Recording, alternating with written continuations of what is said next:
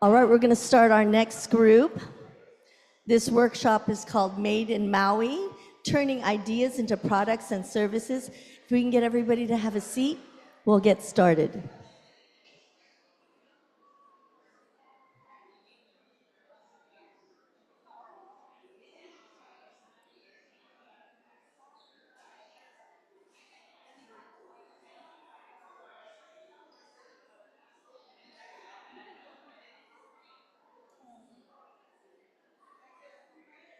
Okay.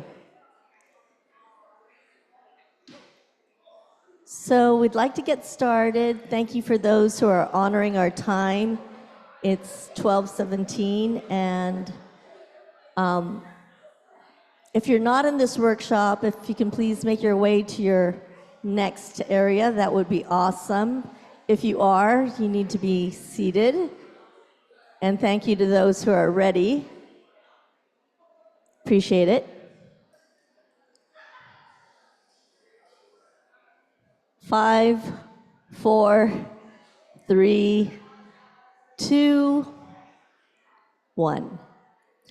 Our next presenter is Made in Maui, Turning Ideas into Products and Services. This is Jennie Kaahui, and she's a Young Entrepreneur Program Coordinator and Ag Tech Manager for Hawaii Ag Foundation. Jennie is a Young Entrepreneur Program Coordinator where she supports the next generation of business leaders through program management, training, and mentorship. She brings experience in event planning, hospitality, leadership, and strategic business development, with skills spanning entrepreneurship, account management, operations, and public speaking. Jennie is passionate about empowering youth to develop their entrepreneurial skills and make a meaningful impact in their community.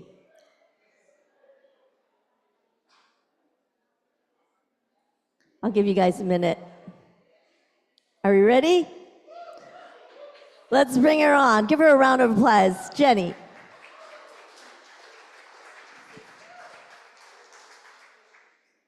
Hi, everyone. Thanks so much for being here. This is an amazing turnout for entrepreneurs here in Maui. I'm so happy to be here. As Rochelle mentioned, my name's Jennie Kaahui, and I am from Maui. And today I'm going to talk to you about product development. Right now I work with 6th through 12th grade classrooms across Hawaii creating value-added ag products. But I've had experience in service, fashion, hospitality, lots of different areas, okay? So without further ado, let's go ahead and get started.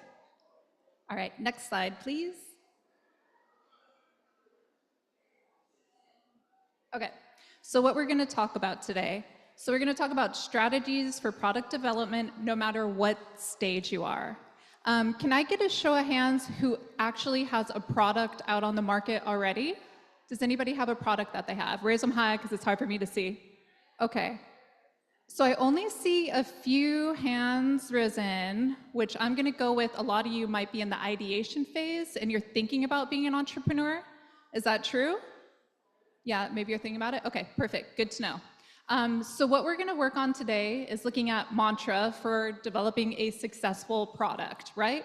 What things do you need to think about over and over again, like quick tips that you're just gonna have to think about across the board, whether you're doing a service, whether you have a product out there, whatever it might be, these are tried and true to help get it to the point where it's gonna be a success, all right? Then we're gonna talk about when you do product development, you're gonna start with your idea, right? You have your idea, you iterate it, then you make it better, and then you repeat it all over again, okay? So there's always room for improvement with whatever you're doing. And then we're gonna use a tool called Scamper, right? It's an acronym for ways that you can think about your product from different angles, right? How I see something is gonna be different than each of you sees something, right? So how can we kind of get outside of our own shoes and into our potential customers' shoes, right? To think about how they might use our product. And then we're gonna go through some examples in action, and the results of that product development. What are the actual results? AKA, how did that translate into money, right? All right, and then the goal for today is really gonna be about leaving you with tools to help hone your craft. So whatever individual you're working on, how can you get there and make it even better so you have success, not just in Maui County, but hopefully within Hawaii and hopefully even further. All right, next slide, please. I think this is all about like, who the heck am I? All right, here we go. So right now I'm the Young Entrepreneurs Program Manager with Hawaii Agricultural Foundation. So entrepreneurship is a very hot item right now across the collegiate level. So even medical students are like having entrepreneurship classes. It's across the board. Why? It teaches a lot of softer skills that are necessary for basically success in life. Courage, resilience, grit, perseverance, solution-based problem solving. These are all things that you go through on a daily basis with entrepreneurs, right? Different areas that I've worked in, let's see. So I'm from Maui. My family's from Olowalu, Ukamahame. My family comes from a big farming background, so we have low eat here. But my mom also grew up on a Wisconsin dairy farm, waking up to milk cows before she went to school, okay? And my parents met in the 70s in Waikiki. I'm pretty sure the Bee Gees were playing, but that's just me. So that, going to school in California as well, for high school, I was able to get into the UC system, and I went to UC Berkeley for my undergrad. And I started off at the Haas School of Business, taking lots of statistics and finance classes, all of those. And at around 20, I was like, is this my life? This is it? So I actually switched to art history. So I got my degree in 19th century French art history, promised my parents I was going to law school, which never happened either. But later on, actually after I had kids, I did get my MBA in international business from Thunderbird School of Global Management. We had to do a lot of what's called regional business environments, where you study how to do business in that country. And coming back home to Hawaii, that has taught me that what works on one island is not gonna work on another island, right? I live here in Maui, but I go to Oahu every single week for work, right?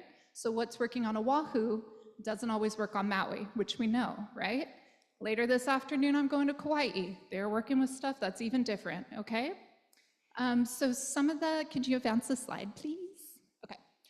And then as far as career goes, right out of college, I came back home to Maui, worked for Joe Pluto and West Maui Taxpayers.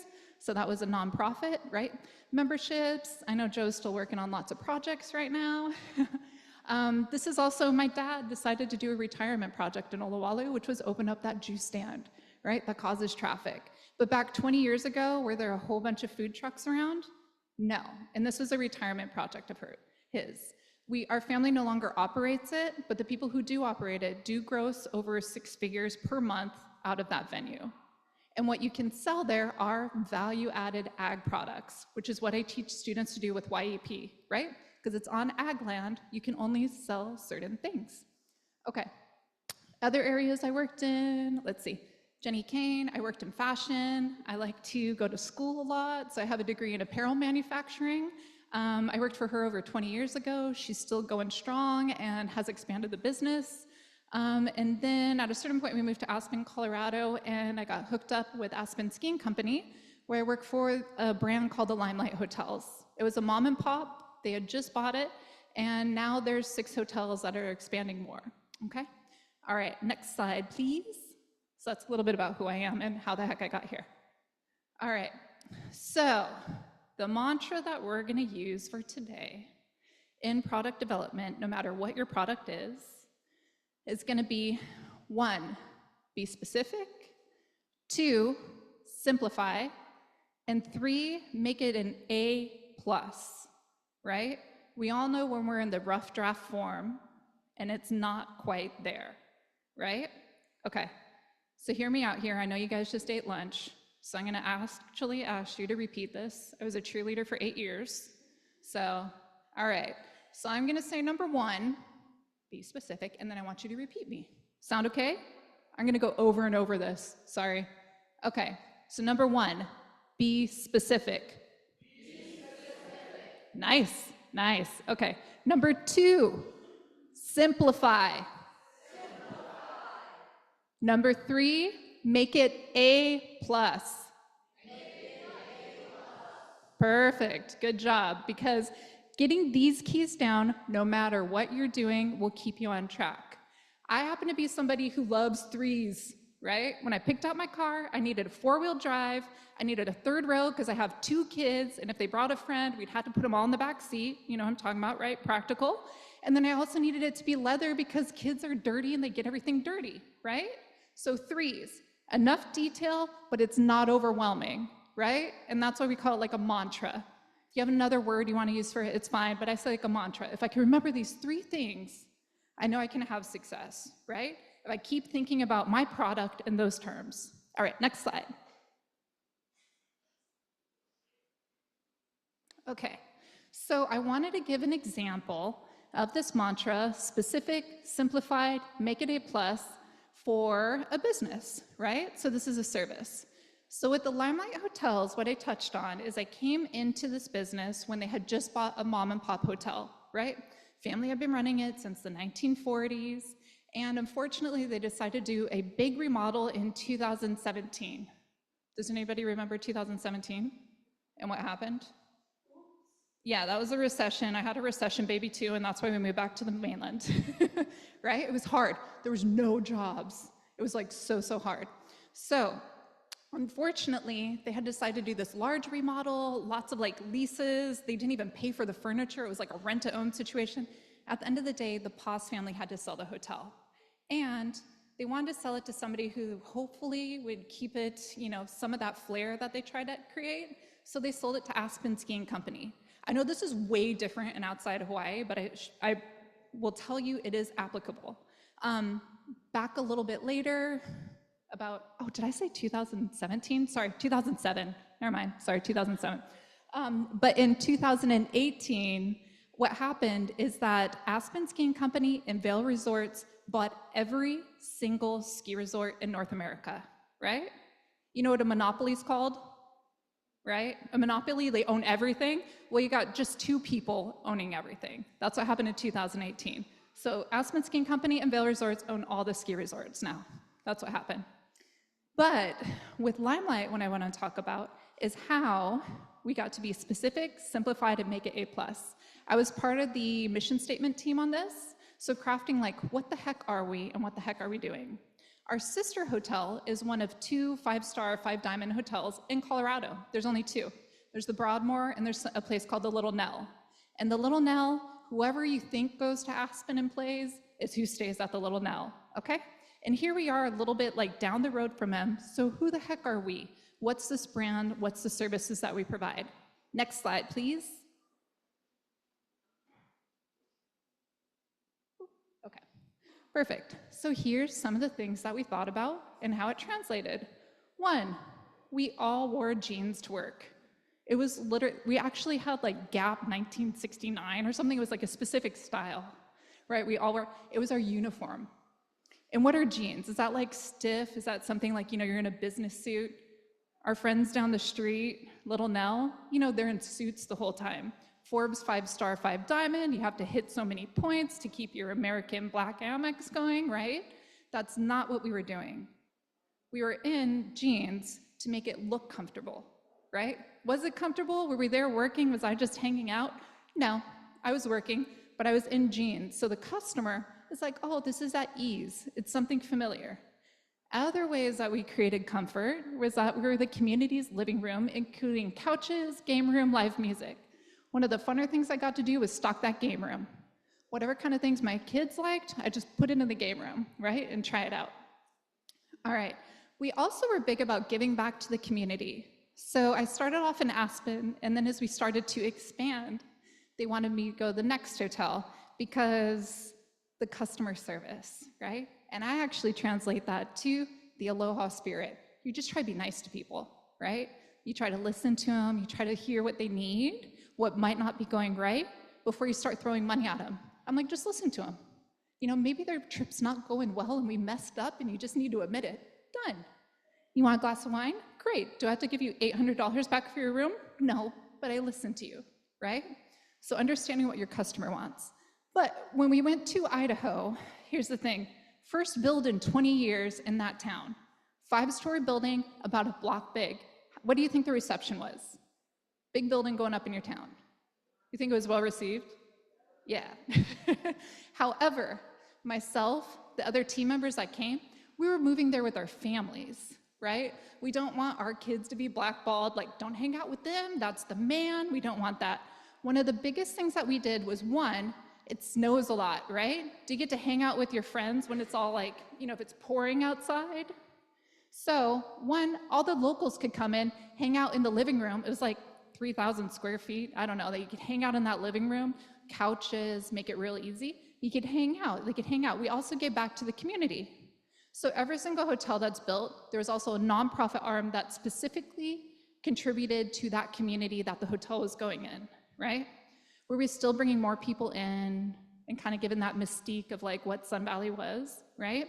Big thing with Sun Valley, they want everybody to think that Idaho's just potatoes. They don't want anybody coming, right? It's all potatoes, keep going. However, it opened up an audience. We were marketing, bringing more people in.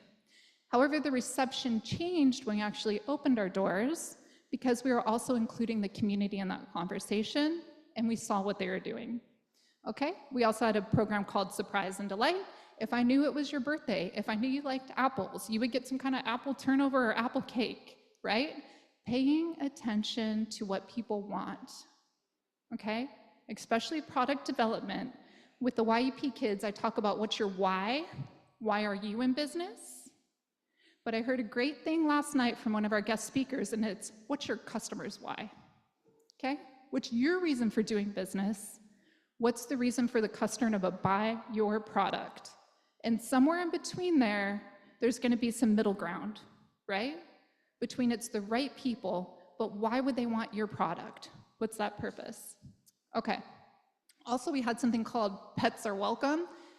I coined a term called petiquette, meaning don't let your dog run around in the lobby without a leash, basically. But every single pet that came would always get like a dog bowl in the room, right? And they'd have a little treat there. We had special dog biscuits. Does it cost us a lot? No. Surprise and Delight, s'mores kits. Kids check in, we give them a little stuffed plushie of a little bear, or Aspen, actually they found woolly mammoth like fossils up there, so we had a little woolly mammoth. Here's a stuffed animal, probably 10 bucks, right? Doesn't cost much, but you're paying attention to who's actually coming and tailoring that to exactly who your customer is, right? So that's being specific, right? So this got to the point, the A+ point, that originally we were at $109 in low season, and I don't think I'm gonna make Deanna go and like check the room rate right now, but I did check it last night. Right now, it's at $525 per night. Same room, no different. You do a refresh in hospitality every so often, but the growth from here to there, what's the difference? It's that more people want that feeling of being comfortable, about being an adventure spot. That's actually what we ended up becoming. We're the adventure jumping off spot. We also made experience to make them feel like they were locals, that they actually tapped into what Aspen's like, what Sun Valley's like. Now they're in Boulder and Denver. They're even gonna think about opening one in Kaahui. And then they showed me the side presentation and they spelled Kaahui wrong, which I thought was pretty funny. Anyhow, that's just an example within service. And then now we're at 6 hotels with more on the way. So they've gotten down a model that works.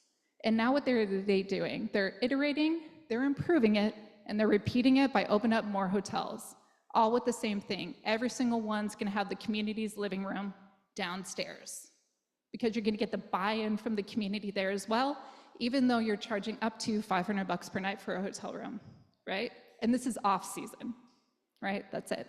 Okay, next slide. All right, another example of a different industry is my time with Jennie Kane. So this was basically the most luxurious kind of fabrics you can think of, but really simple, tailored, wear that you have. So with fashion, she's actually expanded a lifestyle too. And what they put on their website, I think, is a really good iteration of what A+ means. Okay, here we go.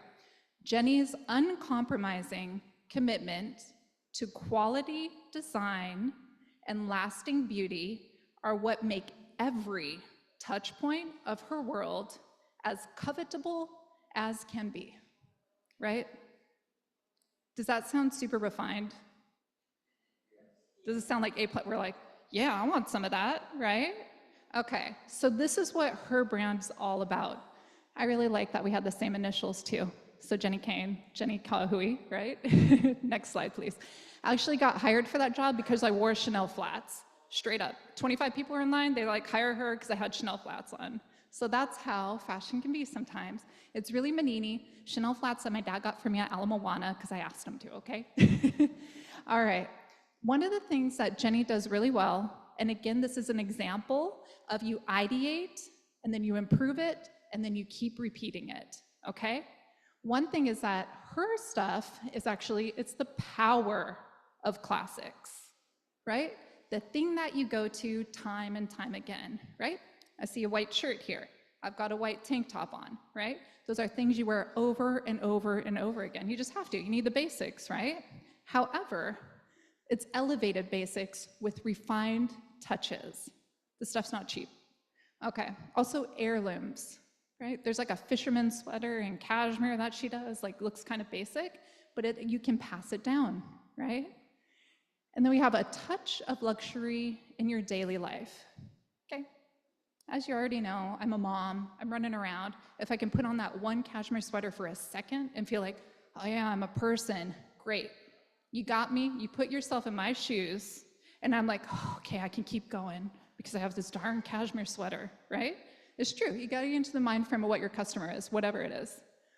Effortless and simple, right? Maybe I don't have time to think about what I'm wearing. I don't know, maybe I'm a busy business person, I just need to throw it on, right?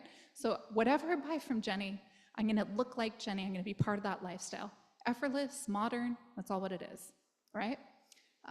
It evolves with you. As I get older, right, I'm gonna keep these heirloom pieces and just add to my collection, right? Add to one of my Jennie Kane collection ones. I'm gonna tell you right now, with refinement of detail, we did all of the knitwear in Italy, right? That's where all the big fashion brands do it. So we did all the knitwear in Italy, all of the intricate detail work, all of that, a really good place to get that done is India, right? All the beading, you can think of like saris and stuff, really good with the detail work.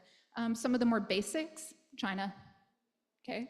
And then for the in-house, more specialty pieces, those were done in our warehouse, right? So we made, let's see, the first thing I did there, it was like a kangaroo motorcycle jacket.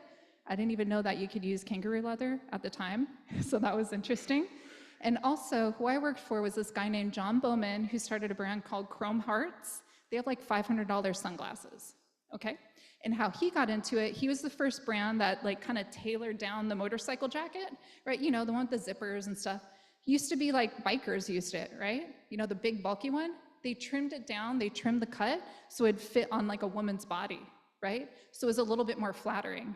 So small thing, they tweaked it a little bit, right? And made it even better.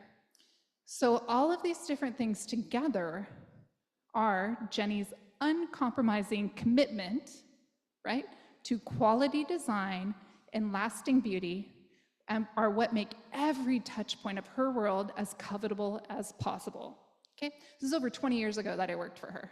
So this brand's still going too. So the results, loyal following, right? Okay, when we used to do Fashion Week, she's friends with like Rachel Zoe. They just show up. The Olsen twins, they have another brand called The Row, them too, right? So they create a whole brand, lifestyle about them. So she's expanded now into home and lifestyle. Iterate, improve, repeat, right? Expand your brand. You might start off with a jam or jelly, kombucha, but what else could you venture out into? Could you do like wellness shots, right? Something else. Could you do cough drops, right? Could you do liquid IV but using local ingredients? Something like that. And then also collaborations. I remember with the lifestyle brand, she did a collaboration with Pottery Barn, right? Little dresses for kids, cute, right? She was a mom at the time, so she started making mom stuff, right? Tailored her life, now she's an influencer too. Okay, next slide, please.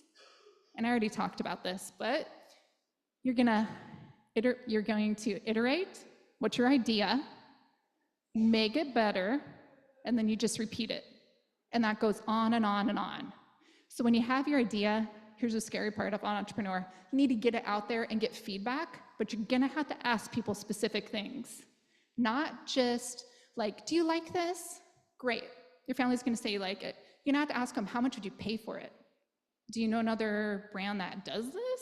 Do you know another product like this, right? I don't know if my son's here. Anyhow, he's going to be part of my program this year. He's going to do like a local Jell-O, right? He's going to do like guava, lilikoi. He's going to do some Jell-O, right? But what else is out there like it? Jell-O, right? You know, so, and how much do you pay for Jell-O? And what do you like about Jell-O? What would you want to be better, right? So when you ask for feedback, don't just be like, what do you think? Think about the questions that are going to help you to improve the product, and then you can try and make a new version of that, and then you can ask them again.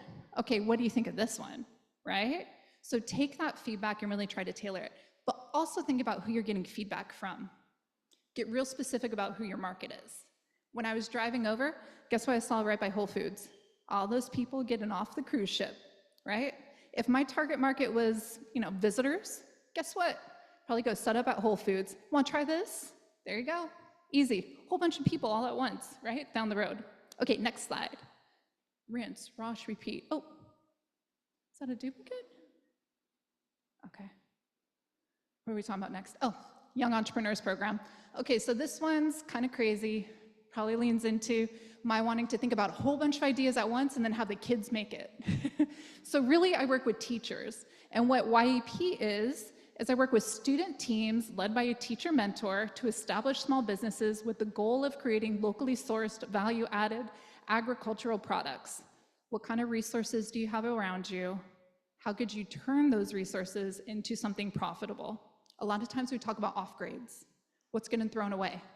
Mahipono wants to make a whole bunch of lime juice. What are they doing with the peels?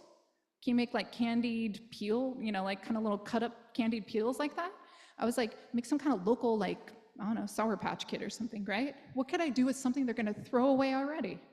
Okay, so we do that through entrepreneurial mindset, grit, resilience, solution-based, problem solving, persistence, right? Courage, put yourself out there. All right, financial literacy, product development, here we are. Branding, packaging, food safety, marketing, selling, and scaling. We make them do this all in a school year. It's nuts. So really what I do is professional development with teachers. So I'm teaching the teachers so that they can go back to the classroom and teach the students, right? Okay, next slide. And this is from last year. These were the results, right? So we had 28 schools from 28 school teams from 23 schools statewide completed and got their product to market, okay? And that includes, I don't know if Michelle's here, but we had a team from Lanai, we had 5, we had 5 from Maui County, and Molokai, oh yeah, no, it was good. Wait till the money comes up, Angela, okay. And then Molokai, I'm still working on. I'm still asking my LEA, I'm like, am I coming out next week? Do I need to get on Mokulele, right? Okay. So online sales, we sell during the month of March, $10,799. Okay. And then in-person sales, this is only in about 3.5 hours. The kids sold $16,885 worth of goods. And I pushed them to make 100. They need to be consistent. Do they have all the packaging that they need? Is each bag gonna be the same, right? So they ended up making, you can't even see it on there, but almost $28,000, okay? This had been started as an educational program, but I'm more like business-wise, but I think it's like in a fun way, not scary. I was like, push it, I think you can make 100. When I came in, it was 30. But unless you push beyond that, you know, your growth edge, you might, you know, if you get to 80, guess what? If I asked you to make 30, you might have only made 30, right? Okay, next slide. Okay, we're gonna watch Steve Jobs talk about product development. Can you play that? He's a great product developer. You know, what it keeps coming down to is your passion, your vision, and you know, how do you order your priorities in there? What's important to you in the development of a product?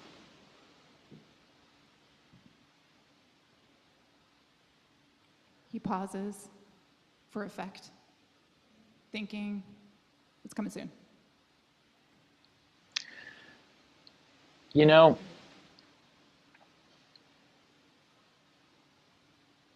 one of the things that really hurt Apple was after I left, John Scully got a very serious disease. And that disease, I've seen other people get it too. It's the disease of thinking that a really great idea is 90% of the work. And that if you just tell all these other people, here's this great idea, then of course they can go off and make it happen. And the problem with that is that there's just a tremendous amount of craftsmanship in between a great idea and a great product. And as you evolve that great idea, it changes and grows. It never comes out like it starts, because you learn a lot more as you get into the subtleties of it. And you also find there's tremendous trade-offs that you have to make. I mean, there are just certain things you can't make electrons do. There are certain things you can't make plastic do or glass do. And as you get into, or factories do, or robots do. And as you get into all these things, designing a product is keeping 5,000 things in your brain, these concepts, and fitting them all together in kind of continuing to push to fit them together in new and different ways to get what you want. And every day you discover something new that is a new problem or a new opportunity to fit these things together a little differently. And it's that process that is the magic. Okay, next slide, please. I think he is visionary. I think he does a good job with this. However, how many versions of the iPhone and iPod do you think there were before we actually saw it on the marketplace? Hundreds? Thousands? I came up from a time where we had a landline, right? I could have never thought I'd have like a computer in my pocket going on. So product development-wise, how much did it take to make it somewhat intuitive how you use that phone and click on all the things that we're so used to doing these days? A lot, right? A lot of different feedback, a lot of different people thinking about that. Okay, so bear with me. I think I'm funny, especially around midnight. So I put Steve Jobs in an Aloha shirt and I'm calling him Uncle Steve. My dad calls Jeff Bezos Uncle Jeff. That's why. It's just funny. He's here in the community. Okay, so product development guide. Hi, Uncle Steve. Okay, what's his mana'o here? An idea is just the start, right? I feel like a lot of you are thinking about an idea right now, which is a great place to be.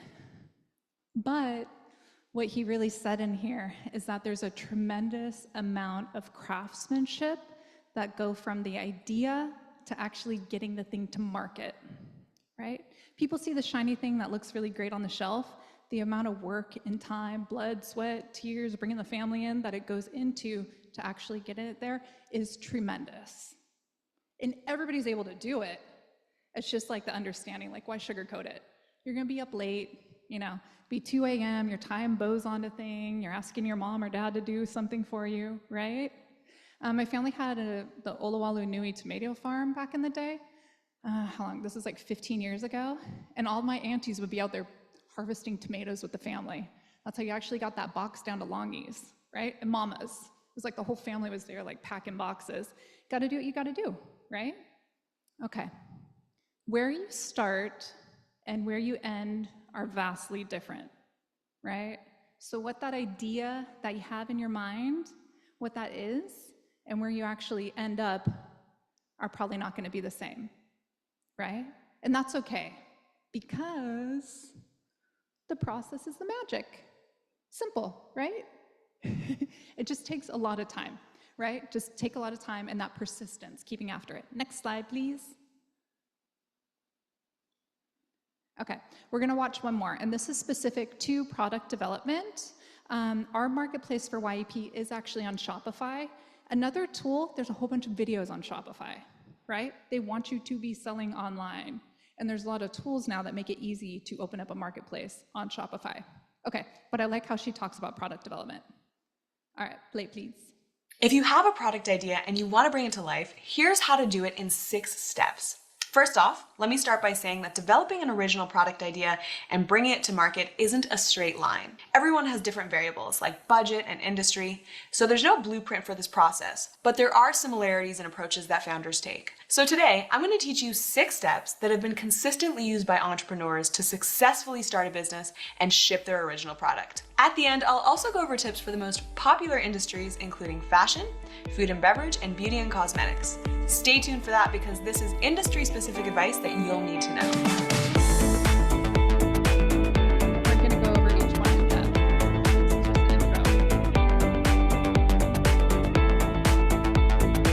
Hi everyone, hope you're all doing well. My name is Michelle Bally and I'm your host. So I myself have brought my own makeup line to life, and I've been through the product development process firsthand. The product development process can be broken down into 6 steps: ideation, research, planning, prototyping, sourcing, and costing.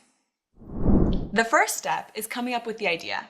Even though this is the first step, many entrepreneurs get stuck here because oftentimes people are waiting for a stroke of genius to reveal the perfect new product idea. Obviously, building something totally new can be fulfilling, but keep in mind that many of the best ideas are the result of iterating upon an existing product. So for example, the Dyson vacuum, in my opinion, is one of the best inventions to exist. Was it the first vacuum to be created? No. The inventor made an iteration of the vacuum to make it better. So don't get hung up on making something totally new. In fact, you can use the Scamper model as a useful tool to quickly come up with product ideas. Each letter stands for a prompt, and you're going to want to ask yourself some questions. So S stands for substitute. Ask yourself, what materials can you substitute to improve the product? Can you use this product somewhere else or as a substitute for something else? So an idea off the top of my head is you could create dumbbells that use a substitute material which prevents calluses and gym hands. C stands for combine. What would happen if you combined one product with another product to create something completely new? And what would happen if you combined purposes or objectives? Let's take Bluetooth earbuds, for example. Earbuds weren't new, and neither was Bluetooth technology, but combined together, a new product was developed. And next up is adapt. This refers to brainstorming ideas to tweak a product for a better output.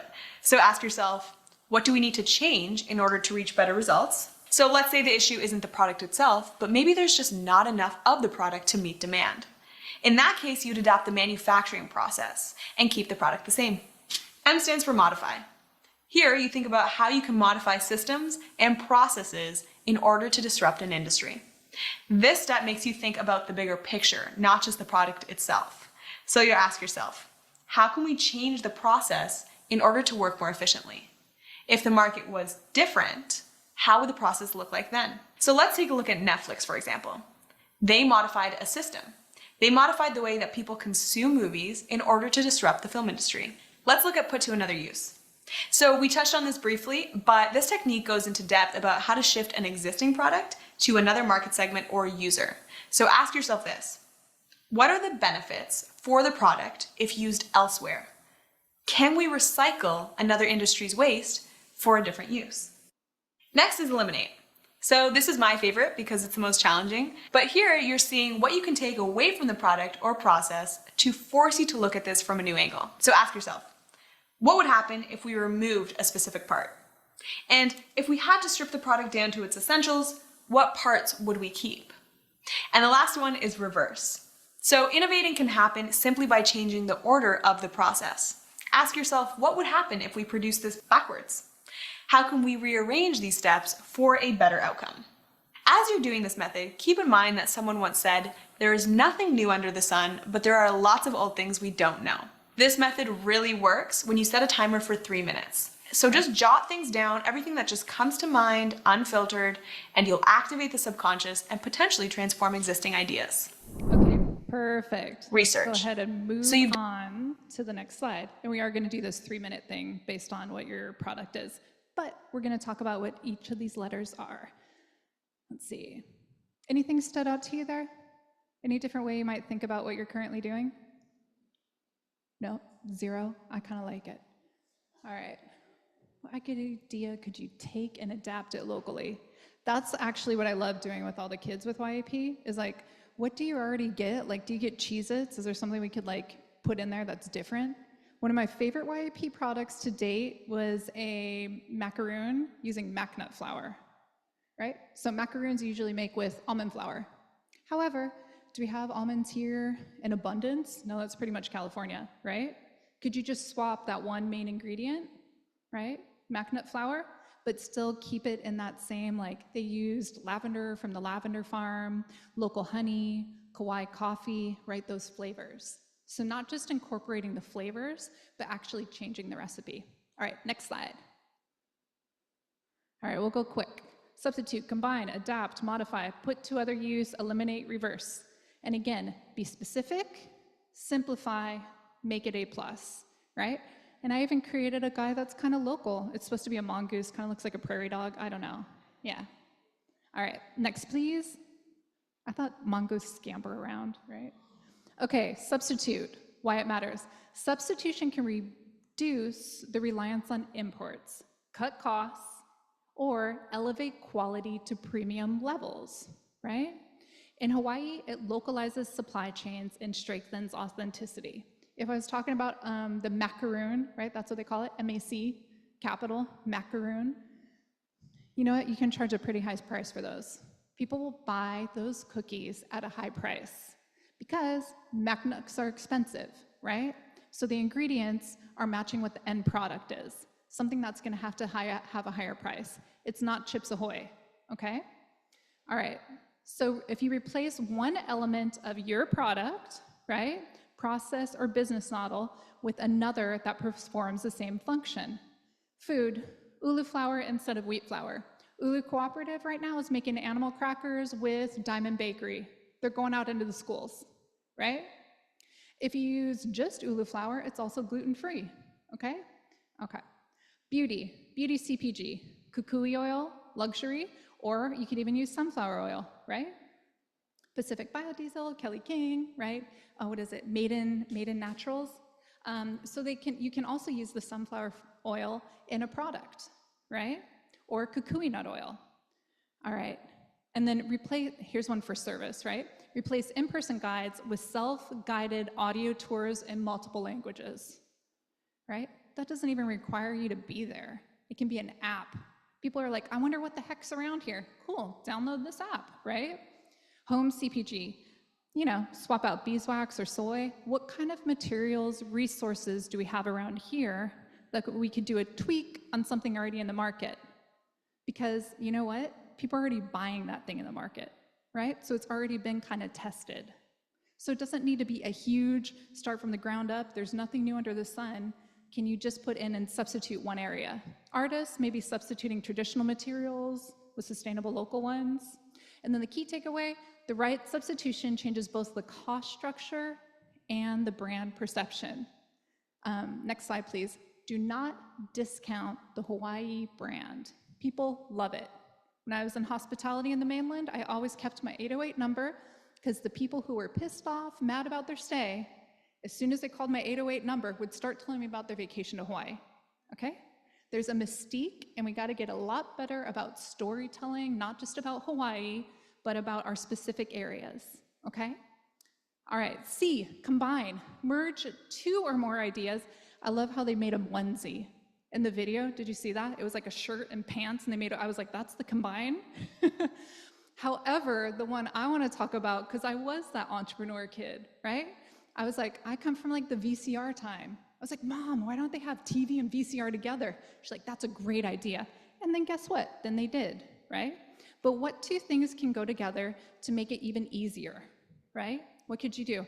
I would say even Chobani, those darn flip things where they separate the one, they separate the other, and then you flip it together, right? You know, and then you make it, and then it kind of makes it interactive, and it doesn't get soggy. Okay, food. So ulu chips and chili pepper water seasoning, right? Combine those two things together. Lotion and sunscreen, right? Beauty products, we see that a lot these days. Pair a farm tour with a cooking class using ingredients from the site, right? Candle, lavender and coffee scent. I don't know if those go together, I think they'd be separate. Maybe it could be two different sides. You do a wick, like one side's lavender and the other side burns like, you know, coffee. Who knows? Maybe that'd smell good. All right, artists, work with local brands to create custom artwork for brand labels. I think there's a lot of potential there for our artists. You know, we need good labels, And when you're an entrepreneur, you shouldn't be doing everything.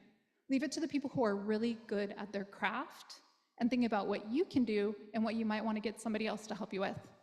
All right, key takeaway, smart combinations create products that stand out in crowded markets. That's shelf appeal, right? Where are they going to choose yours? Next slide, please. All right, A, we're going to go on to adapt. Adaption minimizes R&D while opening new revenue streams. It's a way to pivot without starting over. So adjust an existing idea, product, or process to serve a new market or audience. So food, cold brew, coffee jelly dessert, why not? Okay, beauty, spa scrub, make it into a travel size lip scrub airline amenity. What size ounces can we take on the planes these days? It's like 3.2, right? So if your market is for the visitors, guess what? Make it easy for them to take. Put yourself in your customer's shoes. What's gonna make it easy for them to, oh, that looks great, throw it in my bag. If it's 8 ounces, they might be like, oh, I don't want the weight, right? So even thinking about size. Candle, jar candle to a luxury resort tin, right? Little candle to go. They wanna smell the islands wherever they go. It's in a little tin, it doesn't make a mess, there you go. Service, adapt lay-making workshops for corporate team building, focus on collaboration, culture, mindset, and good intentions woven together. My kids and I are making lay, and my kids start arguing, I say, put it down, it's gonna be ugly. Straight up, I do, right? Because it's intention setting, and that could probably do really well with the corporate mindset, right? You want teams to work together? Why don't you, like, temperature check? How you guys doing? You working together, right? I think it's a good one. Okay, create a line of wallpaper and home good using your artwork. Be beautiful. I've seen people do that before. Murals, making us signs for stores. Why not have our local artisans making our signs, right? Makes a lot of sense. Why have it imported here when somebody's gonna have a much better idea about what kind of imagery will resonate with what we're trying to sell here? Okay, adaptation unlocks new markets for existing strengths, right? Luxury travel tin, whatever, from your candle. Simple, but you're just preparing it in a different way. And guess what? I bet you that tin has a lot less beeswax in it, right? It's a packaging thing. Next slide, please. All right, M is all about modify, right? So alter characteristics like size, shape, color, packaging to increase appeal. This kind of is the same thing. Okay, small modifications can refresh demand, reposition products, and capture new niches without reinventing the core, right? Do what you do and do it really well. Don't try to do too many things at once. Get really good at that one thing, okay? I've seen a few brands out there. Made in Hawaii was last month. We're almost in October, but it was August, right? 70,000 people going to the convention center. A few of the brands, they had like 50 different flavors. And I'm like, oh my gosh, it's overwhelming. I don't have time for this, right? It's just like visually hard to see. Like do one thing and do it really, really well. Focus there. Okay. Food, mini cookies versus jumbo cookies. Why not? Do little bite-sized ones. Make it huge, make it a birthday cake. Same cookie, same recipe, right? Beauty, seasonal packaging, scents. Could you do something that's just limited time? People love something that you can only get right then, right there. That darn Made in Hawaii festival, my daughter had a list to get from Fighting Eel. It was ridiculous. And I was like, I must love you a lot. You're going to college this coming year. Fine, your clothes shopping's done. No Christmas for you, maybe even next year, right? But you create that demand, right? We're only gonna resell it right now, right? It's pumpkin spice latte time. We're all buying pumpkin spice latte, I don't know, right? Okay, artists, create a deck of cards with your most popular works of art, right? Why not? Make it artisan, make it special. Think about the packaging. Rather than doing like a box or something, do something that's really natural, put some raffia on it, right? Modifications allow scaling to new markets without changing the essence. Next slide, please. Oh, I got 3 more letters. Okay, let's go. Okay, put to other use. Can we recycle or repurpose products, byproducts, or processes for new functions? This is big within YEP, right? We use off-grades. Everybody wants the produce to look picture perfect, right? You want to go into Whole Foods and have that thing that looks just right. Guess what? That's not always the case. The carrots around here, I mean, we might know better than other places, but carrots might not look perfect. However, if I was chop up that carrot, put it into a soup, are you really going to know the difference of what that whole fruit looked like or that whole vegetable looked like, right? So off-grades and waste, especially if a farmer, say, is going to throw something away, but you're like, I'll take them off your hands. Guess what? Probably going to get it for a fraction of the cost, right? But then that farmer's still getting money from you for taking those off-grades, right? So thinking about what could potentially be waste that I can get for cheap. Can I get my ingredients for cheaper? Yeah, also supporting your community, right? And make a profit off of it. What do you see around you that's going away? Okay, beauty, coffee grounds. Turn it into exfoliating scrub, right? I got my morning cup of coffee, guess what? And now I'm making my value-added product out of it. All right, candle, reuse jars as decor, even a farm facility during evening events, farm-to-table dinners. Also, gift wrap. I love this one. Somebody make some local gift wrap for Christmas and other times. I think that'd be a really cute one. Okay, other uses: extend a product's life and expand your customer base. Again, keep to the core, but could it be used in a different way? Okay, next slide, please. 2 more. Okay.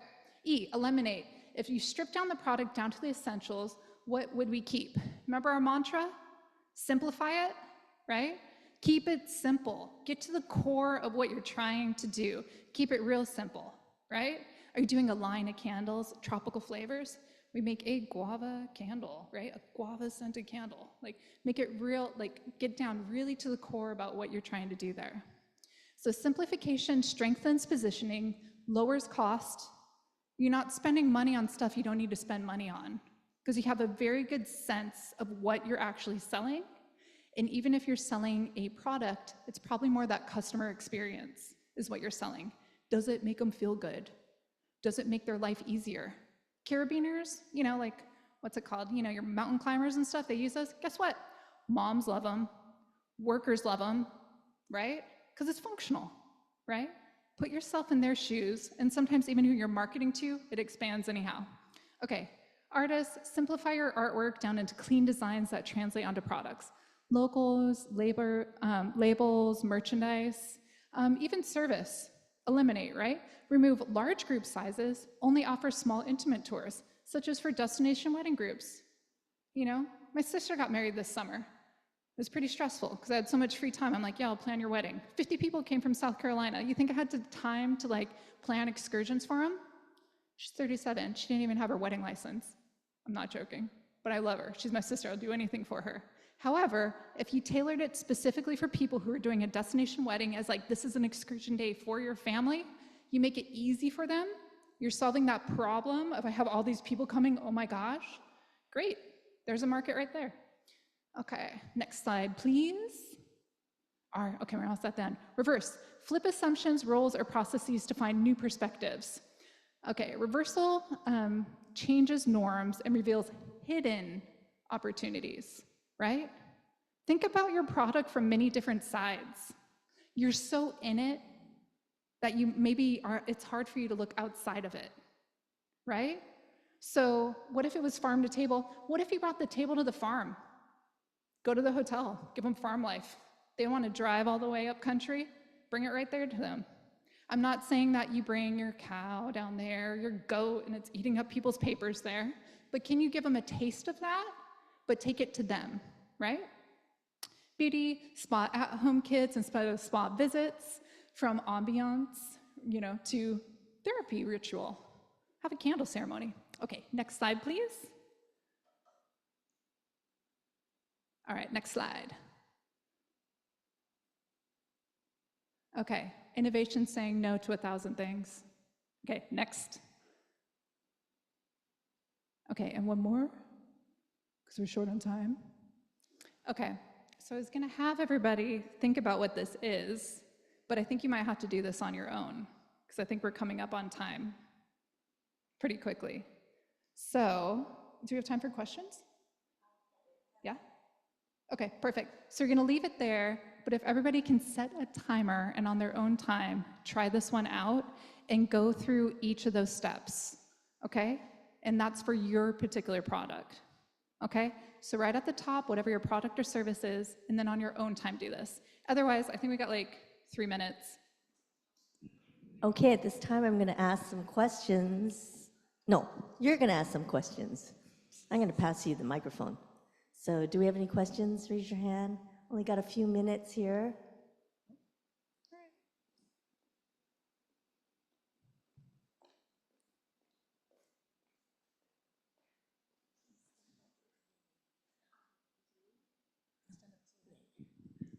Hi, my name is Michaela, and my question was, do you mind elaborating a little bit more on the young entrepreneurial, yeah, very interested in that.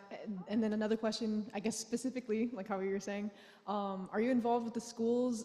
How many, which ones? Is this on? Oh, perfect. Okay. I gotta say, okay, so last year we brought 23 schools to market. This year, I think I have like 40 interested. So this afternoon, I'm flying to Kauai because we're hosting a farm to retail workshop, literally helping Kauai High School, Waimea, also a public charter school just on Kauai to create their products. We're gonna make ulu chips, onion dip, make that onion dip into like French onion dip, you know that one. So teaching them how to actually develop a product with an industry expert. We've worked with Hana High School, Lahaina Luna, Baldwin, Hawaii Technology Academy. I was talking with Kihei Charter this year here in Maui County. Like I mentioned, Molokai, I was like, yep, gonna come for you. And then of course Lanai, right? Lanai, the 4-H program, but I think this year they're also working with the high school, which is great. Big Island, I have like 10 teams. So I got like Konawaiana, Kohala, Honoka'a, Ka'u, Pahoa, Kealakehe.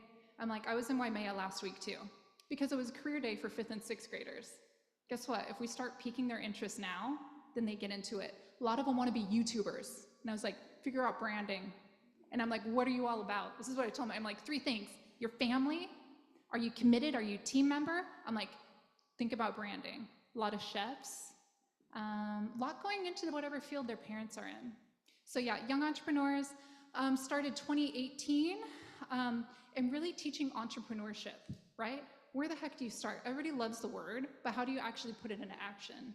What I've seen a lot is the students these days want to be doing something. You know, like business plan, I'm like, put it through ChatGPT, just get it done. And that's it. Never let something stand in your way of moving forward, right? I'm like, Imua. We don't need tons of words around here. We're like, Imua, just keep moving, you know? At least you're moving it, right? Okay. Does that help? Oh, we have an online question. Do you go to elementary schools? Yes. YEP is for 6th through 12th grades, right? Tomorrow we'll also be hosting, we have 2 elementary education programs. One's Where We Would Be Without Seeds, 1st through 3rd grade, and then 3rd through 5th grade is Veggie U. We also have a tower garden program, so 32 plants growing in a aeroponic. We did pilot Maui County, so 3. That program's in 26 middle schools. Middle school's one of those times where it's like, it's just not intentionally not thought of, but there's just a lot of things that happen and kind of set the pace for what's next. And so it's like, how do we reach them then? How do we get them interested in careers in ag? And ag isn't always what you think it's gonna be, right? You know, does it look like I was in the field today? Probably not. I got like my nails and I got like my sneaker, which are, I'm breaking them in, okay? But we do programs from the K through 12 continuum, all trying to teach kids, especially who are here, what are your options? I remember talking to Mahipono a little while ago. They had 6 different jobs that were 6 figures. How can we get the kids here into those roles, right? Cost of living's high. Aloha, my name's Jennie. I'm from Lanai, and thank you for, the Kapua's Farm, helping the kids. I supported them, and then actually I went online and supported other kids. But I just wanted to say, so I'm a small business, and I'm doing a food truck, but I do a lot with the kids, and the kids are looking to make their own, they make their fresh lilikoi tea and stuff like that. And how do I don't know if maybe you can give us our contact number and we can talk to you a little more, but how do I don't know really how to help the kids brand that. Does it have to be a separate business than my food truck? Or can it be that business? Can it be part of my food truck, my I Love Lanai Tacos, or does it have to be the Taste of Lanai, or something like that?